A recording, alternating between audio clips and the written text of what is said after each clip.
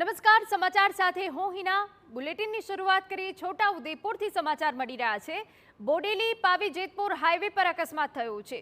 સુસ્કાલ ગામ પાસે અકસ્માતમાં એકનું મોત થયું હોવાની વિગતો છે. જીપ અથડાતા એક કિશોરીનું મોત નીપજ્યું. મુસાફરોની આડમાં દારૂની હેરાફેરી કરાતી હતી. ચાલકે સ્ટીયરિંગ પરથી કાબુ ગુમાવતા અકસ્માત સર્જ્યો. જીપ ઝાડ સાથે અથડાયા બાદ દારૂ હોવાનો ખુલાસો થયો છે. ગાડીની છત પર ચોરખાનું બનાવી દારૂની હેરાફેરી કરવામાં આવતી હતી.